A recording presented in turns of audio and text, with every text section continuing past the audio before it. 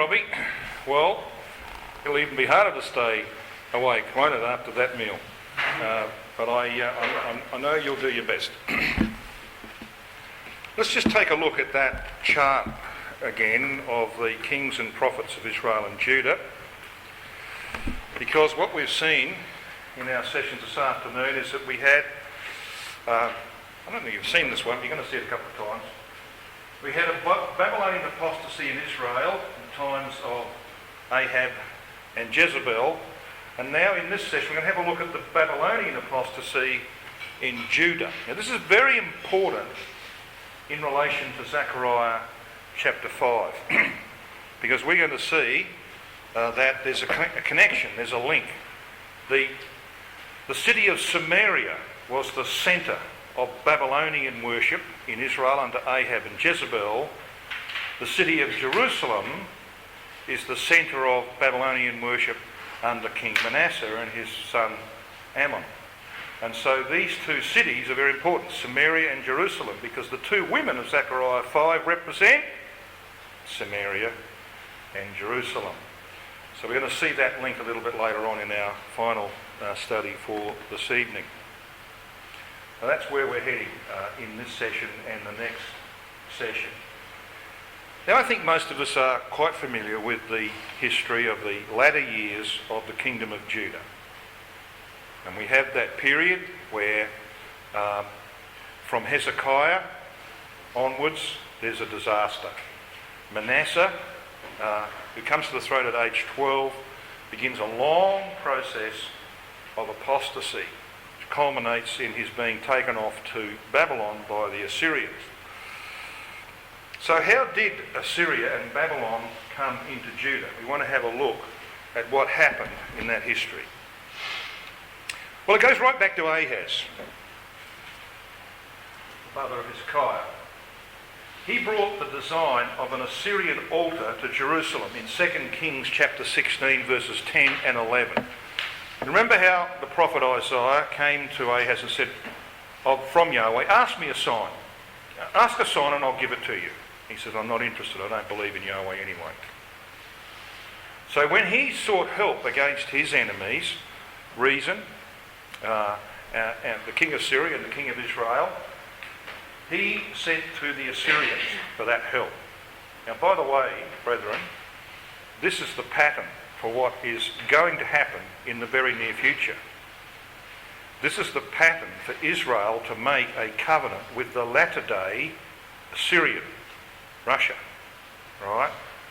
And Israel is already in the process of moving down that path, and I can give you evidence about that. It'll come. An Israeli government will one day make an agreement with Russia, and that is there in the record of the times of Ahaz and Hezekiah. We won't go into that now. The Assyrian invasion under Sennacherib in the reign of Hezekiah, of course, is a critical event, isn't it? Because it's the prophetic basis of what's going to happen in the latter days. We know that from the prophecy of Isaiah.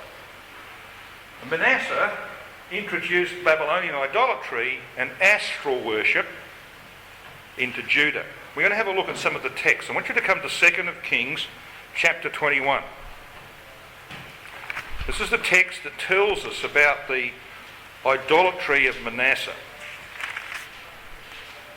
2 Kings 21, and at verse 2 we read,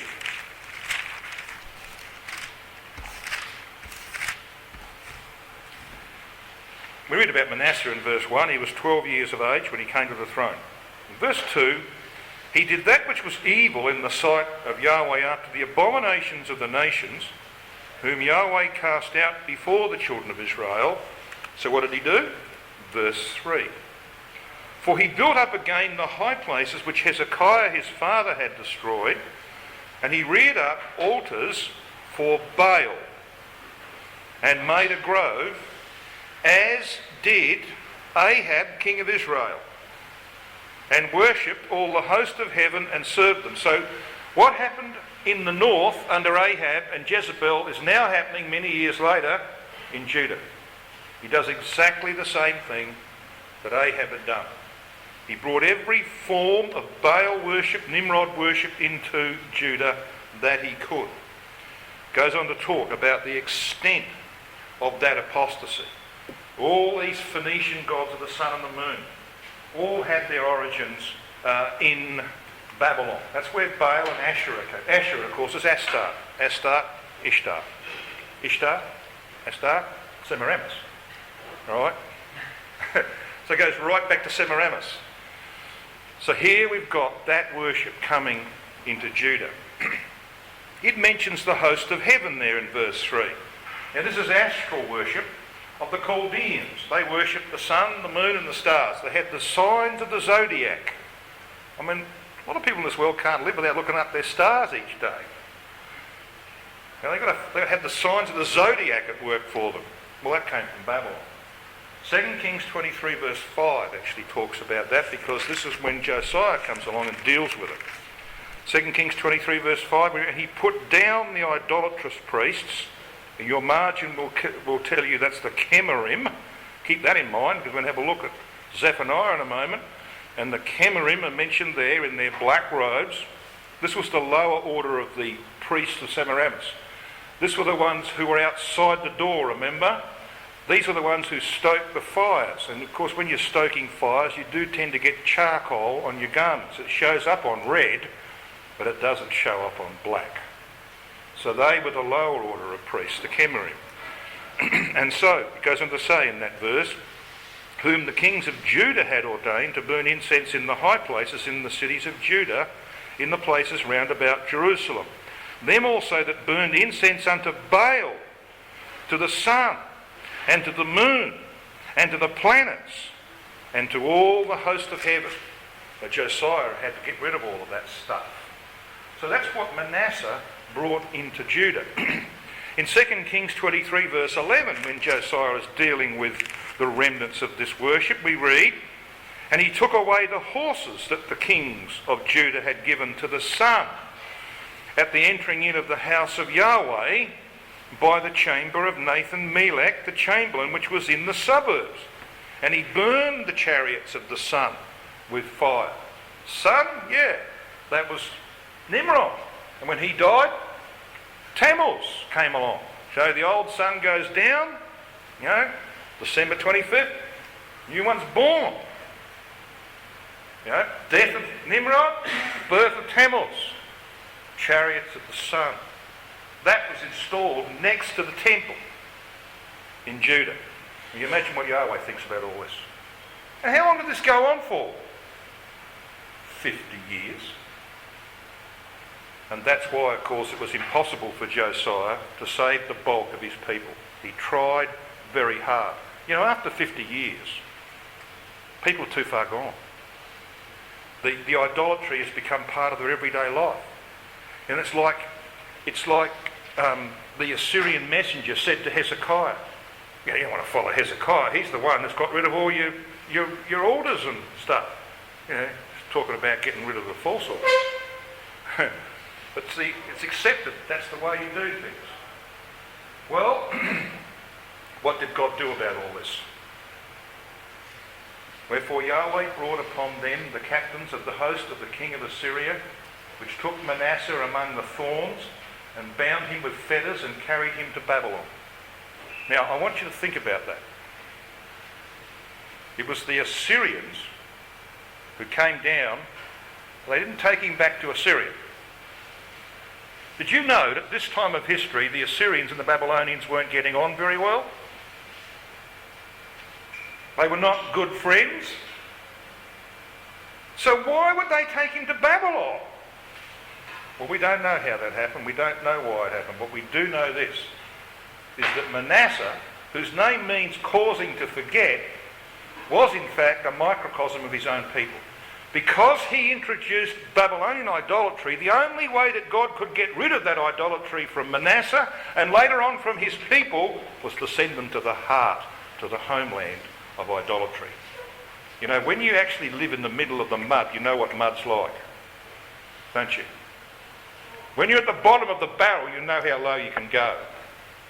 So God says to his people, you are so steeped in idolatry, the only thing I can do with you is to send you to the home of idolatry until you learn to hate it. And when some of you hate it, not all of them did, when some of you hate it, I'll bring you home. It took them 70 years. That's why he sent them there. God sent Judah, and really you could call it Israel, because by that time there was all the tribes of Israel in Judah.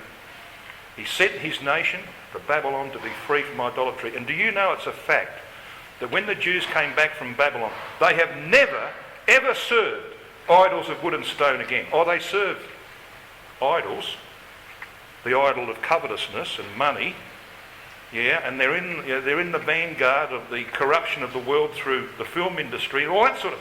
But they have never bowed down to idols of wood and stone again. Cured them of that. That's why God sent them there. And see, Manasseh was a model for his own people. That's where God sent him, even though at the time the Assyrians and Babylonians weren't getting on. He ended up in the home of idolatry. And we know what happened to Manasseh, don't we? We know that there he repented, and it was a genuine repentance, and God brought him home, put him back on the throne. In fact, I think most of you will accept that Manasseh will probably be in the kingdom. But probably about 2 or 3 million people won't be because of what he did. That's the way it is. If you repent like he did, then God will forgive. He couldn't ignore the blood that flowed through the streets of Jerusalem because Manasseh slaughtered anybody who opposed him. He couldn't forget all of that. And he certainly wasn't able to accept people who hadn't turned like Manasseh their king. But he did show mercy to Manasseh. Well, he took him off to Babylon through the Assyrians and he was free from idolatry. He was the forerunner, as we said, of his own people, Judah, who had been corrupted by his Babylonian apostasy. Now, for those of you, I'm not going to take you to Micah 4 verse 10 for the sake of it, but for those of you who want to look that up, Micah 4 verse 10 talks about Judah going into captivity to Babylon.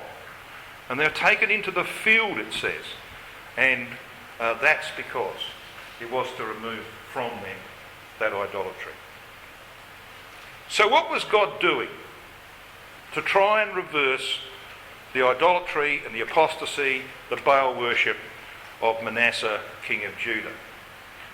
Well, he raised up after him Josiah. I don't know about you, but I think Josiah is one of the most marvellous characters in history. He had everything stacked against him. He didn't even have a Bible until he was 26 years of age. Never laid his eyes on the Bible. But he was the greatest reformer of the latter portion of that people's history. And his reformation, of course, failed largely because they were too far gone. But he did save some. He saved people like Daniel and his 3 friends and others like that. But God didn't just raise up Josiah. He raised up 2 other prophets at least. There were others, but 2 at least. One of them was Jeremiah. He began to prophesy in the 13th year of Josiah, when Josiah was 21. And the other one was Zephaniah. All right? Zephaniah happened to be of the royal family. Happened to be related to Josiah. And Zephaniah's prophecy, for those of you who have heard that study on Zephaniah, is one of the most magnificent little prophecies. The jewel. It's a jewel. You know, they call it that it's among the minor prophets. Come on. It is a huge stepping stone between Genesis and Revelation. Zephaniah is an absolutely fabulous little book. I want to talk briefly about it tonight. So you might want to join me in the prophecy of Zephaniah.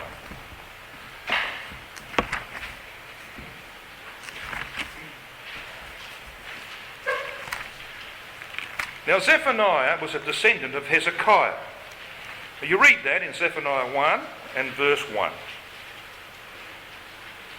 The word of Yahweh which came unto Zephaniah, the son of Cushai, and I'll make a brief comment about that in a minute, the son of Gedaliah, the son of Amariah, the son of Hizkiah. Now Hizkiah is Hezekiah. So he's a descendant of David. He's part of the royal family, and therefore he has access to the king. And of course Josiah came to the throne at 8 years of age, and boys of 8 don't rule kingdoms all that well. He needed help. He had help, of course, from 2 faithful men, Shaphan the scribe and Hilkiah the high priest. And Hilkiah the high priest was the father of Jeremiah. So there's access to Jeremiah there as well. And these boys, Jeremiah, Josiah, Zephaniah, basically grew up together. And it was Zephaniah's prophecies that initiated, I believe, Josiah's reformation. You've only got to read the prophecy to know that. He prophesied between 630 and 621 BC during the early years of Josiah's reign. He was contemporary with Jeremiah, who began prophesying in Josiah's 13th. As I said, he's seemingly responsible for Josiah's early reforms. Now, Zephaniah's name means whom Yahweh hid. But you see, it says in verse 1, he was the son of Cushai.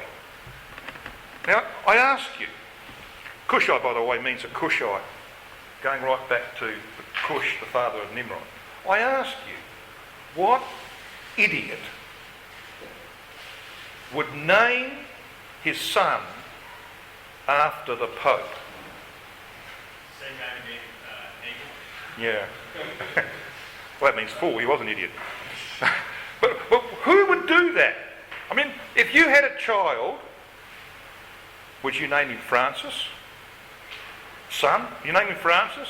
If he was born 3 years ago, would you name him Benedict? Of course you wouldn't. So you've got to ask yourself the question, why would anybody name their son after the father of Nimrod? Well, because you see, their worship was Babylonian. The whole of Judah was steeped in Babylonian worship. There's nothing unusual about that. If you're a Catholic, you name them after Catholics, don't you? That's what Judah was. So that's one of the things. You read that and you think, well, there's got to be a reason for that. There was a reason for that. And the name Cush occurs 3 times in Zephaniah. You know that, in each chapter. Cush is 3 times in 3 chapters of the book of Zephaniah. There are only 3 chapters. So there's something interesting here. Now Gedaliah is there, the name Gedaliah, whom Yahweh has made great. Amariah, whom Yah has promised. Hezekiah, of course, strengthened of Yah. He had a pretty good heritage, but unfortunately it appears as though his grandfather was imbued with the apostasy of Manasseh. So what Zephaniah is about, and by the way, his name is actually inferred in chapter 2. If you have a look at verse 3 of Zephaniah chapter 2, it says this: Seek ye Yahweh, all ye meek of the earth, which have wrought his judgment. Seek righteousness, seek meekness. It may be ye shall be hid in the day of Yahweh's anger. Zephaniah's name means whom Yahweh hid. So he represents that little remnant, salvation of a remnant, whom God hid among the Cushites, the Babylonians, and made great through the one he promised to Abraham and strengthened for himself. So we've strung those names together. It really does tell the story of the prophecy of Zephaniah. So let's analyse this prophecy briefly. In chapter 1, verse 1 to 2, 3, we have hastening judgments bearing down upon Judah because of the apostasy of Manasseh. Chapter 2, verses 4 to 15, we have judgment on the nations. And we're going to see when we get to that little section, actually, while it has relevance to what happened in ancient times, it really points to the times in which we live. In chapter 3, verses 1 to 7, we have the sins of Judah and of Jerusalem spelled out. In chapter 3, verses 8 to 20, we have a remnant restored and redeemed. So the purpose of the prophecy is to encourage a faithful remnant in the face of rapidly approaching divine judgments. And without going into all the proofs, the roots of the prophecy of Zephaniah are found in Genesis 1 to 35. All of this prophecy is drawn from the book of Genesis. It's a marvellous little book. So let's just briefly point that out. Here's the roots of the prophecy. In Zephaniah 1 verses 2 and 3, we read these words: I will utterly consume all things from off the land, or the face of the land as it should be, saith Yahweh. I will consume man and beast. I will consume the fowls of the heaven and the fishes of the sea. Where have you read language like that before? Genesis 1. So what we have here is the language of Genesis 1, and the order of creation is reversed. It's your first clue. Your first clue. Because the book of Zephaniah is about God reversing the work of Nimrod. That's what it's about. Reversing the work of Nimrod. In Zephaniah 2 verse 3, you read language that is based upon the flood. All consumed. That might actually be chapter 1 verse 3, that should be. I'm sure of that. Zephaniah 1 verse 1, 2:12 and 3:10, we have that word Cushai or Cush used. It refers to the original Cush, the area of Babylon. In Zephaniah chapter 2 verse 13, we've got Assyria and Nineveh brought into the prophecy. In Zephaniah 1:16 and 3:6, there's mention of towers. Towers? Yeah, because you see it taking us back to Genesis and to the Tower of Babel. And cities. Yes, taking us back to Genesis 10 and to the first great city builder after the flood. And in Zephaniah 3 verse 9, you can't miss the point. We mentioned it a little earlier today. You've got the word Saphar used, which first occurs in Genesis 11 verse 1. I will return or turn to the peoples a pure lip, a pure tongue, based upon Genesis 11 verse 1. Pure language. In other words, a pure religion. And in Zephaniah 3, 9 to 20, you've got Abraham and Jacob, their seed redeemed. Promises made to Abraham, seen to be fulfilled. So without going, I can't do that. I mean, this is a Bible school study. I mean, we take 5 or 6 sessions, you still don't get through this. So I can't do all the detail. But just to give you a feel for where the background of Zephaniah comes from, it's all drawn from Genesis, and it's all revolving around Nimrod and what God did to answer Nimrod's challenge. He raised up Abraham. He called Abraham out of Ur the Chaldees. That's the background to this prophecy. So what about Nimrod? His name's not mentioned in the prophecy, but he's all over the place. He's omnipresent. The word Cush, of course, his father, occurs 3 times. Goes right back to Genesis 2:13. Towers and cities are there. The high towers of chapter 1 verse 16. The word nations is used 7 times. That comes from way back in, you remember, a study in Genesis 12? I rise up to the prey. Look at chapter 3 verse 8. Wait, says Yahweh. Wait upon me until that I rise up to the prey. Oh, and that's an illusion, isn't it? Nimrod was a mighty hunter. And so Yahweh's going to hunt him down. And that word language, Saphar, that we saw in chapter 3 verse 9, drawn from Genesis 11 verse 1. And the Nineveh and Assyria of chapter 2 verse 13, which speaks about the military phase of the kingdom of men. So there are just some of the little clues. I know that's quick. I know I should give more time to it, but we don't have that time. So hopefully that's enough just to give you the understanding that this book is actually based upon the history that comes out of Genesis. Now let me just show you some contrasts between Nimrod and Yahweh, the 2 principal antagonists. In Zephaniah 3 verse 17 you read this. Yahweh thy God in the midst of thee is mighty. He will save thee. He will rejoice over thee with joy. He will rest in his love. He will joy over thee with singing. The word mighty is Gibor. Nimrod was a mighty Gibor. A Gibor, a warrior in the face of Yahweh, says Genesis 10, 8 and 9. Same term is used. In Zephaniah 3:15 we read, Yahweh hath taken away thy judgment. He hath cast out the King of Israel, even Yahweh, is in the midst of thee. Yeah, it's an illusion. Back to Genesis 10 verse 10. The beginning of Nimrod's kingdom. In Zephaniah 3 verse 8, wait for me until I rise up the prey. He was Yahweh will be a hunter. Nimrod was a mighty hunter. Zephaniah 3:12, 19 and 20, we have reference to the name. And what the word is? Shem. Verse 12 says, I also will leave in the midst of thee an afflicted and poor people, and they shall trust in the Shem of Yahweh. And you find that word again used in verse 19 as rendered fame, and again in verse 20, rendered name. That takes us back to Genesis 11 verse 4. Let us make us a Shem. Language, Zephaniah 3 verse 9, as we pointed out, comes from Genesis 11:1 and 11:9. Okay? So on the one side you've got confusion, on the other side you've got a pure language. This is what the book of Zephaniah is all about. Rotherham translates Zephaniah 2 verse 11 this way.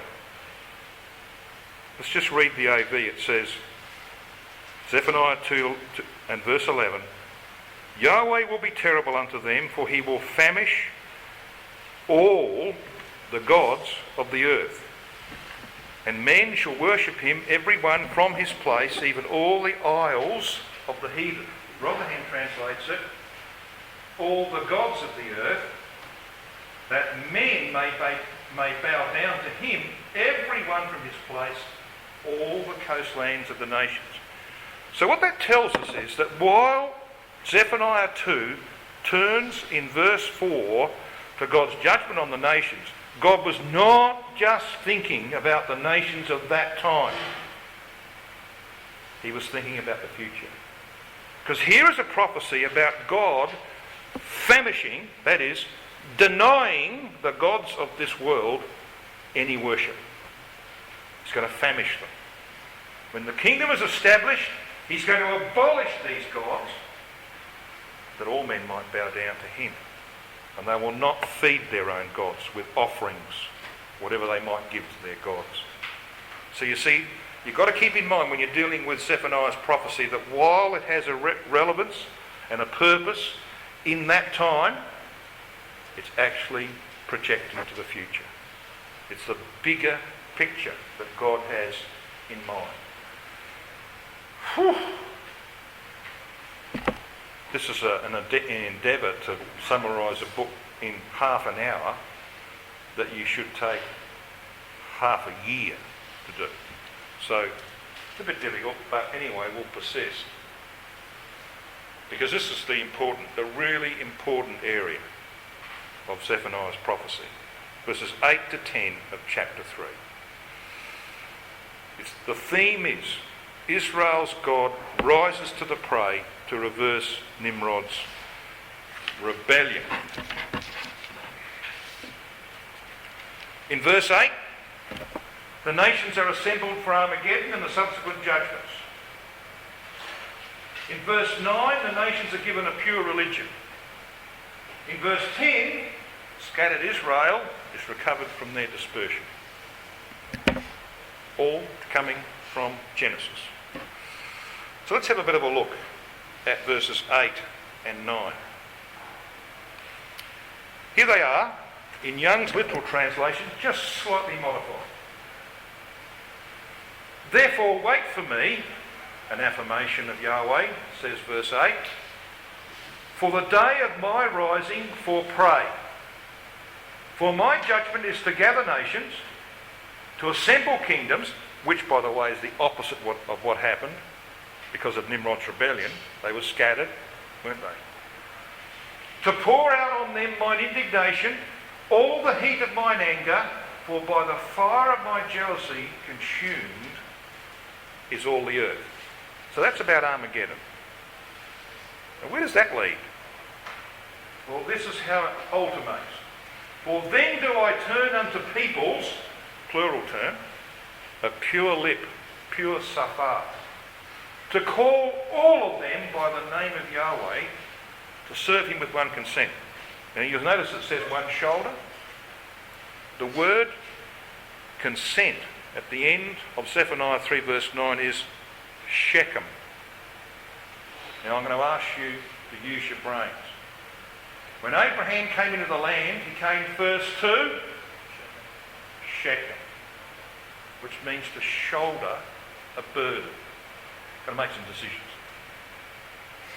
Then he went to Bethel. What did he do at Bethel? He called upon the name of Yahweh. Read it again. God had called Abraham from Ur the Chaldees, from the confusion of Babylonian religion. Right? See where this is going? Well then, after Armageddon, do I turn unto peoples of pure lip, which was confused, time of Nimrod's rebellion, and I call Abraham out to start this process, to call all of them by the name Yahweh. They're going to call upon my name, like he did at Bethel. For what purpose? To serve him with one shekel, one shoulder. See the hints? This gives you a bit of a clue about how expansive is the prophecy of Zephaniah. But stop. In this one verse, Zephaniah 3 verse 8, which happens to be one sentence, it contains every letter of the Hebrew alphabet, and there are 22 letters in the Hebrew alphabet, including what are called final letters. So some Hebrew words have a final letter on them, which is actually part of the alphabet, but it's called a final. So there's another 5. So this 22 plus 5 makes a total of 27 letters in the Hebrew alphabet. Alright? Every single one of them is in verse 8 in the one sentence. Give me a sentence got every letter of the English alphabet. Anyone know a sentence got every letter of the English alphabet? Yes, Chris. Quick, brown fox. So what? What does that mean? Alright? You've got to make up a nonsense sentence to get every letter of the English alphabet, don't you? This is not a nonsense sentence. You see, when God then says in verse 9, I will return to the peoples a pure language, he means his own language. And in the previous verse, he uses every letter of the alphabet of his language to make it quite plain he means business. These 27 letters of the alphabet are used at least once in the verse. 27 is 3 times 9. Now, if you put 3 nines like that and turn them upside down, what do you get? 666. That's what this is about. It's about turning upside down the work of Nimrod. 9 is the number of fullness and finality. 3 is the number, it's a complete number. It's the number of fruit and result. God is going to get a result. He's going to turn the work of Nimrod upside down. 27 equals 10 plus 17. 10 is the biblical number for all. 17 is to a Hebrew absolute completeness, because you've got 10 and 7. So you can't get any more complete than that. Total fullness and finality is the message of Zephaniah 3 verse 8. None of that's accidental, is it? Not accidental. So what do we then read in Zephaniah 3? We have verse 8. We've seen what that's about. That's Armageddon and God's determination to reverse Nimrod's work. Rather than scatter, he's going to gather, bring judgment, purify. Verse 9, he's going to return to them a pure language, in other words, a pure religion, that they might all call upon him and serve him with one shekel or one shoulder. And then we read in verse 10, from beyond the rivers of Ethiopia, there's our word Cush, from beyond the rivers of Cush, that's what that word is in the Hebrew. What's he going to do? My suppliants or my worshippers, even the daughter of my dispersed, shall bring mine offering from beyond the rivers of Cush. Yep. God had a purpose. In the call of Abraham, he brought him from beyond the rivers of Cush. Didn't he? Brought him from beyond the rivers of Cush. And that was the pattern for bringing Israel back to the land. And when Elijah goes out to do his work, which is the subject matter at the end of Zephaniah 3, same pattern will be followed. Coming from beyond the rivers of Cush. But their Cush, of course, is going to be Europe, where the papacy will be installed in rebellion against Christ. So, what is God's purpose with Abraham? Well, we're told in Isaiah 51 verse 2, "Look unto Abraham your father, and to Sarah that bare you, for I called him alone, and blessed him, and increased him." So he starts with one man. He's not going to finish with one man, is he? He's going to come down here. "And in thy seed shall all the nations of the earth be blessed," was the promise he made to him right at the end, in the seventh promise of Genesis 22 verse 18. So he starts with one man, he ends up with all the nations of the earth being blessed. That's what this is about. A return to the peoples of pure language. They might all call upon the name of Yahweh, to serve him with one shekel. All coming from Genesis. What's God's purpose with Israel as a nation? He said to the nation, "You only have I known of all the families of the earth." Is he content with that? No. He said, "The people Israel shall dwell alone and shall not be reckoned among the nations." Is he content with that? Well, that's how he started. It's like he started with Abraham. Nope. He's not going to finish there. Because the promise made concerning his son in Luke 1, based upon Isaiah 9, was this: "He, Christ, shall reign over the house of Jacob," that's the name for natural Israel, "forever," or for the age, kingdom age, "and of his kingdom there shall be no end." Now that's not about time. Christ's kingdom will have an end. Anybody tell me how long it lasts? 1,000 years. It's got an end. Then cometh the end, when he will give the kingdom back to God. This is not about time. This is about geography. What this is saying, and it's based on Isaiah 9 verse 6, it's a quotation out of Isaiah 9. This is saying that wherever you go on earth, when Christ's kingdom is fully established, you'll be in his kingdom. Of it there will be no end. You can keep going around and round and round. You'll be in Christ's kingdom. How do we know that's true? Well, let me ask you a question. Isaiah 9 verse 7 says, "Of the increase of his kingdom and of peace, increase of his government and peace, there shall be no end." How do you increase government? Yeah. So starting with Armageddon, progressing out, taking over all nations, you increase government, and what do you do then? You increase peace, because nobody's fighting against you in the end, are they? It's not about time.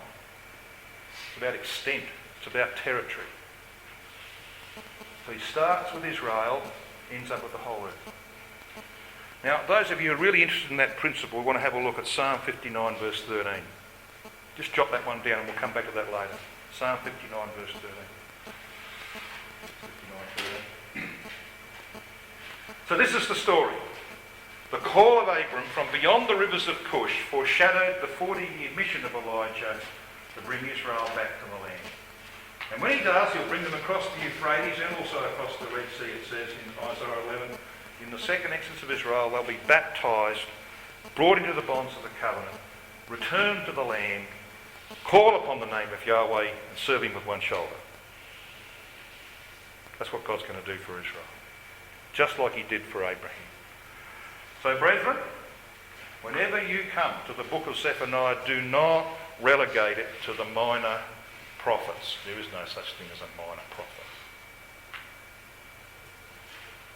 Zephaniah is a giant stepping stone between Genesis and Revelation.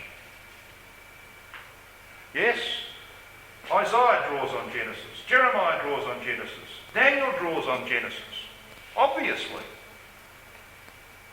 But Zephaniah is absolutely huge. And it takes us to the apocalypse. It's meant for that reason. It's in the Bible for that reason. Right in the middle. This huge stepping stone.